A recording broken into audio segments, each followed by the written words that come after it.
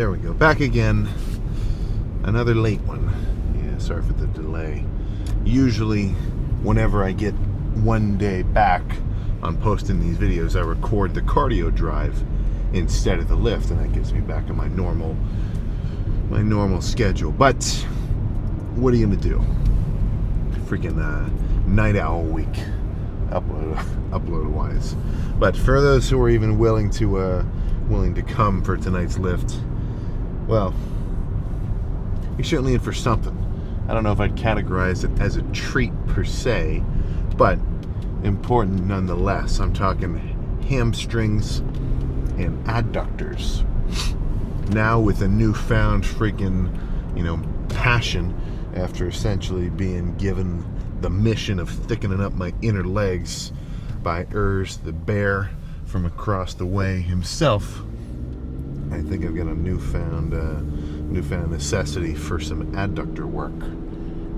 That's one thing that I need to add to the freaking private gym, an adductor machine. I don't know what the hell I was thinking. Totally neglecting my inner legs. Right? We always think of the front and back, never the inside. So that's my plan. That's next on the agenda. Definitely wouldn't have predicted I'd be shopping for gym equipment a couple of years ago, but here we are. So, plan for tonight, I think, hamstrings first, but then I'm really gonna wail on adductors. I might even have to try to put an extra plate onto the machine and kind of like jerry rig it like that, because I tell you this, your adductors are pretty strong, right? I mean, you don't have to be lifting for years upon years to get to the point where you can max out the adductor machine. So given that fact, just be wary, right? Because if you overdo it and you pull one of them too hard, that can really throw you off your game, right? Deadlift wise, squat wise, or or what have you. So just ease into it gradually. Jesus, hiccuping out the wazoo. But yeah, that'll be after hamstrings. So hams, laying curls, seated curls, maybe some RDLs. We'll have to see. I kind of did a good chunk of RDLs a few hamstring lifts ago. I kind of want to really prioritize some of the curls tonight. So we'll see. I'll bounce around between heavy nasty with lighter squeezing, more torturous, something along those lines.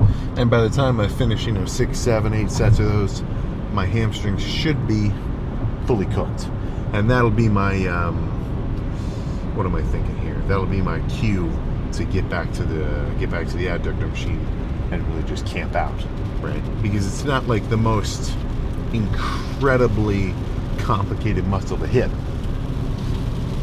Take a seat, warm yourself up, squeeze. But yeah, I think I'll make it a real point to take all those sets to legitimate freaking failure, right? Sometimes I think of adductors as a little bit more of a kind of more of an accessory muscle rather than really the star of a show. So I think that mindset may be holding me back development wise. And so I think with these sets I'll really get myself into the zone, actually get myself excited with some music and really squeeze them to the point where I'm sure gonna end up walking out of the gym kind of bow-legged like I'm a freaking cowboy. So I think no more chatting about it. Let's just get in there and make it freaking happen. Not the most complicated thing in the world, just a heavy ass set of laying curls. I am thinking about two things though. Keeping my heels basically touching, and then really just trying to feel my hamstrings do the work, which sounds kind of obvious, right? You want your chest to do the work on a fly, you want your freaking back to do the work on a pull down, but hamstrings are a little tricky. It's just kind of hard to put your brain in there, right? It's easy to flex your bicep. Basic 101, even little kids know how to do it, right? Your pecs get a little harder, your lats probably a little harder than that. Your hamstrings are a little tricky. I'd say they're up there, but nothing you can't learn with. Honestly, just sitting on a hamstring curl, you've got no choice but to flex them. All I'm trying to say there is I really want to feel them contract. Should be obvious, but that's what I'm thinking. So Let's go nuts.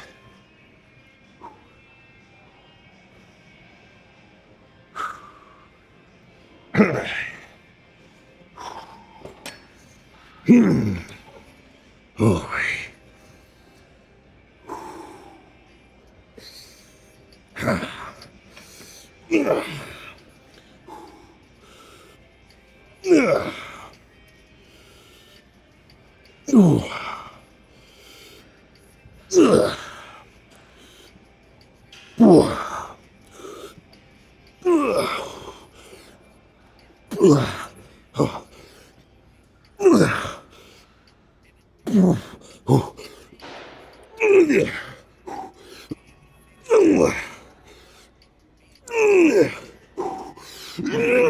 Okay.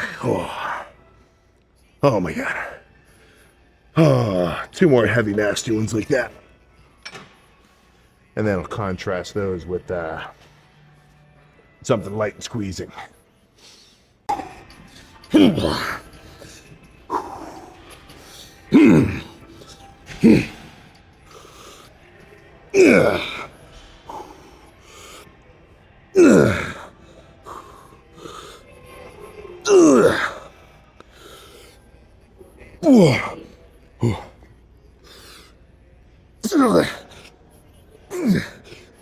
Okay.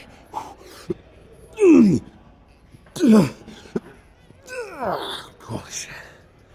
Oh, one more. Holy crap. Those are freaking dense reps. Yeah, those are cool length, that's for sure.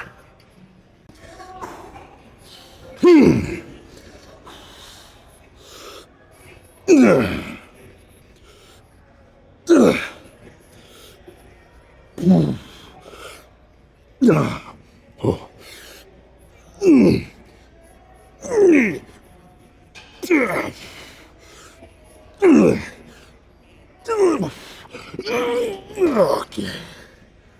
Holy crap. Oh.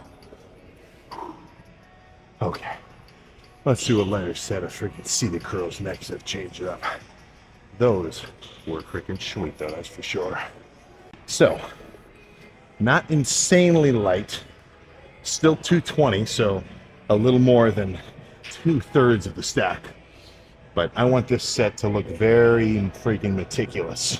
Those sets of heavy curls, while they were awesome, like my hamstrings are wrecked, I don't want to do every set the exact same way, right? Because I'm not sure what the answer is. You know, I couldn't write down on a pen and paper a heavy, fully loaded, high tension based set like those to total failure with partials. I can't say that's perfect. And I can't say that a lighter, squeezing, torturous based set to failure is perfect either. And really nobody can, right? As much as, let's just say as much progress as we're getting studies wise, everything else, I mean, it's still a little bit mysterious. But that's not to say that we don't know the basic freaking building blocks, you know? So, as far as I'm concerned, one basically factor that plays in across all realms of training that will have a direct or at least a massive impact effectiveness-wise, what is it? A few syllables, I don't know how many, but intensity, right? Just go friggin' nuts. You know, so whether you're a die-hard, light squeezing, burning kind of guy, or you like to throw some friggin' steel around, couldn't really care less. Go nuts. That's the important part. So what I'm trying to say there is, since I don't know if one way is the perfect answer, do both, right? So this is going to be much slower, long hold in the stretch with a, well, I'll try to hold it at the bottom, but frankly, I think it's going to be a little more stretch focused here. And maybe I'll do a lighter set where I really squeeze it and focus on the concentric a little more. I'm still squeezing, but you know, not like a hold at the bottom, if you catch my drift.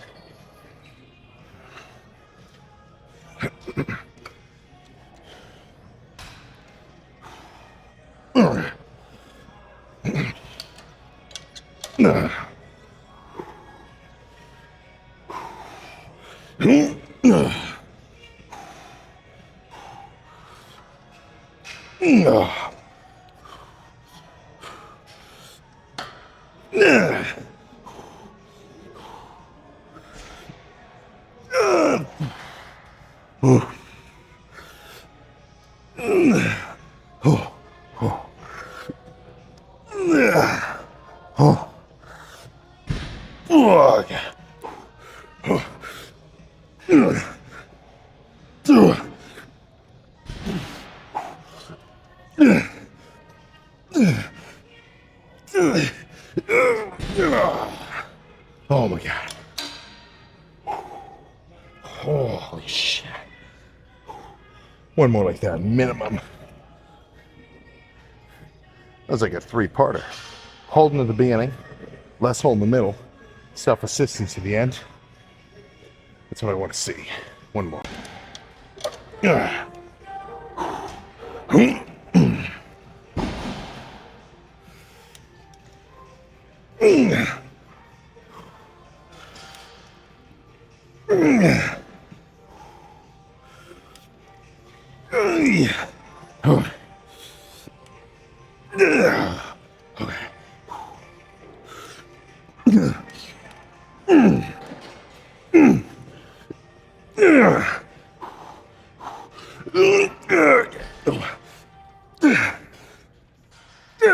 Okay. Holy crap. Oh. All right, let's see one more heavy one right here. Hams are getting close to cooked. That's for sure. All right, so I just talked all that smack on doing a real fancy pants, intentional squeezing set. Let's go nuts here. Do a nice heavy one. And honestly, I might just make this maybe not a drop set, but I think I might just do this one heavy and then go back to the lane curl and then just do a light, real squeezing set.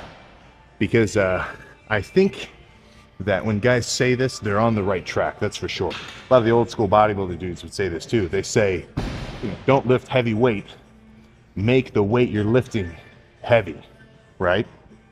So instead of just curling a 60, just grab a 30 and really emphasize it slow, rep, long eccentric, make it burn, right? Use the weight very effectively by the pound, which I think makes sense, especially later in the workout. You're already fatigued.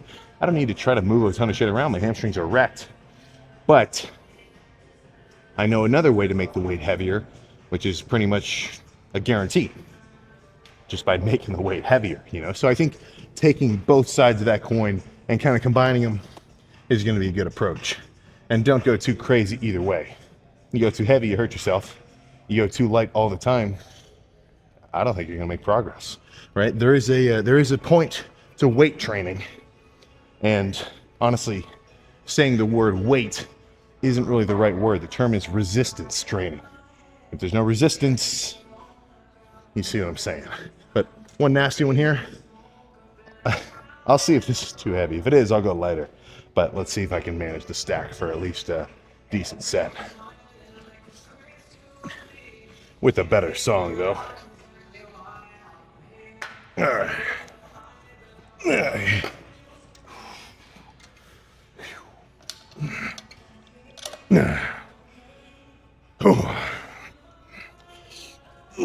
Oh yeah.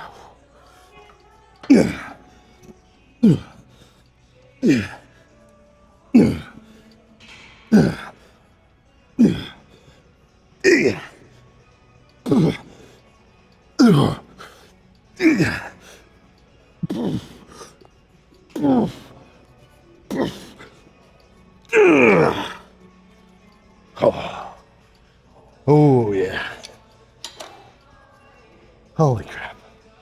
Let's go do a light squeezing set. Oh, that's enough of that. I miss this machine. All right. One more light one.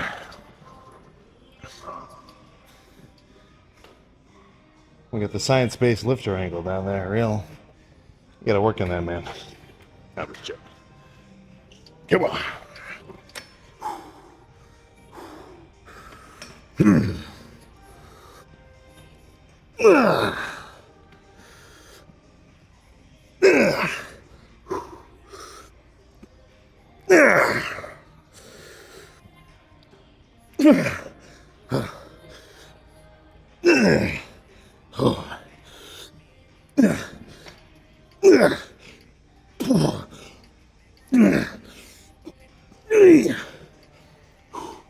Oh. Okay. Oh yeah. Okay. If I had a meat thermometer, I'd say these hams are cooked to freaking perfection. I'm not going to clip every set. It's kind of repetitive, so let's just cut to a time lapse of me doing adductors. Should look pretty silly. There we go. Yeah, as predicted, not the longest lift, but I'm kind of torn, and I will explain why. Because half my logic here is thinking that I gotta get my freaking tire checked out. I think it's kind of, that front right wheel's making a little bit of noise. And then before I forget, I forgot to take a picture of my odometer when it hit 200,000. Damn. I knew it was gonna happen too. Eesh. Just totally freaking forgot. But either way, yeah, so I'm kind of torn because it's like, is a full leg day too much? Like full hamstrings first and then full quads after, right? Because the last few weeks and a bit of the last, well, no, this is really the first time I'm kind of actually implementing it. But I've been doing hamstring day, one leg day of the week, and then quad day the next, right? Kind of going back and forth, making each portion of my legs a once a week kind of situation. But I don't know, because I mean, that lets me go nuts on quads, but I think I'm missing out on a little bit of frequency, you know. But if I overdo it with, you know, big ass long leg days every time, then I think I might be overdoing it with the fatigue, and then I'm not going to recover between, you know. So I'm kind of torn. It doesn't matter as much with every other muscle group because, you know, I don't hit my pecs with a damn wrecking ball after a heavy chest day. Right? It might feel like that for a day, but it's small enough of a muscle that it can still recover within that time. But your quads are the biggest one you got. And if I wreck them with a bunch of leg press and, you know, squats and hacks and pendulums, takes a while to get back that strength. So for a while I used to think, okay, heavy quad day, then light squeezing quad day. But I almost feel like the light squeezing quad day is kind of pointless because I'm just giving myself a little extra stimulus, but while I'm in recovery from that last heavy leg day. You know what I'm saying? Because I'm not like, it's not like I'm trying to shy away from the effort. A hard leg day is the fun part about it, because then you get to kind of sit in the car and go, all right, I made that shit happen. So, I used to say, maybe I just need to cut cardio on the leg days because they're extra long, you know, hamstrings and quads both, and maybe that'll make me feel a little bit more balanced.